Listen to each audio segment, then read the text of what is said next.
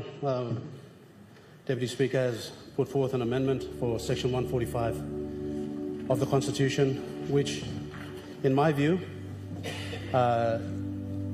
members of the House have to seriously question the motivation behind this amendment. What is the impetus of amending Section 145 to prevent the voice of the people of Papua New Guinea to be heard in the House? This is a democracy, Mr. Deputy Speaker. We have to promote disagreement, debate, discourse, deliberation. We have to disagree.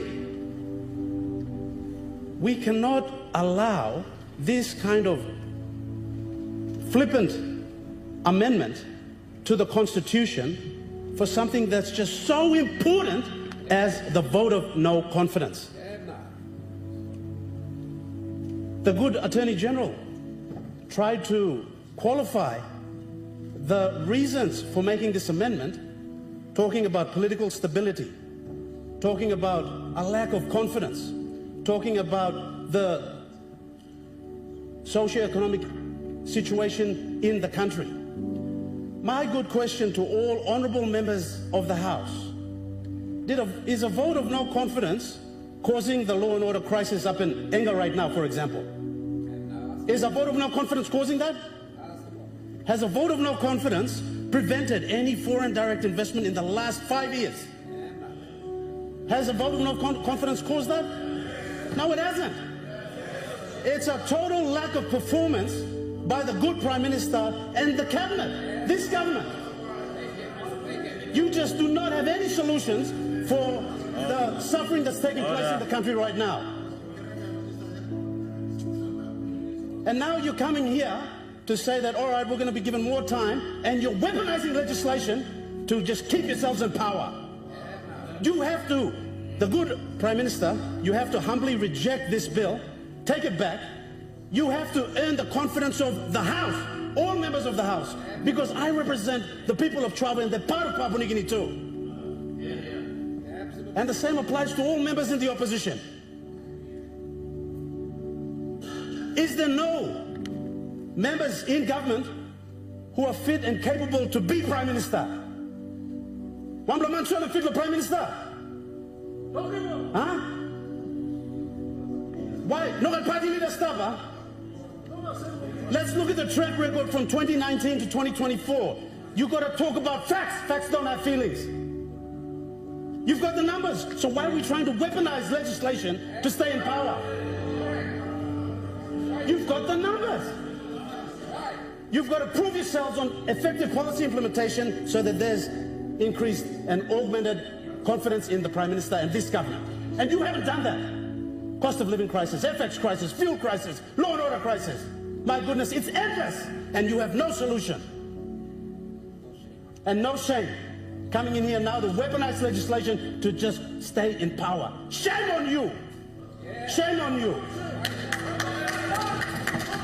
It's a total shame. This is supposed to be an honorable House. Honorable, we have a point of order. The use of word weaponized legislation is incorrect. You're weaponizing. Section 111 of the Constitution allows for bills to be promulgated, processed, and passed through. Democratic process allows this debate, and it's got every right to debate. And at the end of the debate, the process will decide whether the law stands the test of scrutiny or otherwise. But he cannot use saying that we're weaponizing law. We're following the due process for the laws to be brought before Parliament. Cannot abuse this Parliament with fancy words like that. Honorable Prime Minister, your point of order is in order. I think the member is expressing himself from what he felt to debate, and I'll allow him to continue on with your debate. Thank you, Deputy Speaker. I take note and I withdraw the term weaponized. But this amendment to such an important part of the Constitution, Section 145, is oppressive, and it will prevent the voice of your fellow Papua New Guineans from being heard. We represent people in this House, and so do you. And we are allowed to disagree on policy and the way this government is performing. And if we disagree, this is our pressure valve. Section 145, and you can defeat it, and you can defeat it, and we can amicably come in the collegiate spirit and defeat it on the floor. There doesn't have to be confrontation, there doesn't need to be camps, there doesn't need to be any hostility. We just come in here and talk about policy, and we will judge you only on your performance. And as far as we're concerned, your performance is lackluster, as far as we're concerned. And you can't sit there and then try to say that, no, we're doing great. So, Honourable Deputy Speaker, on behalf of the people of Chuave, this is a sad day for the country and the Constitution, and I will not vote for this.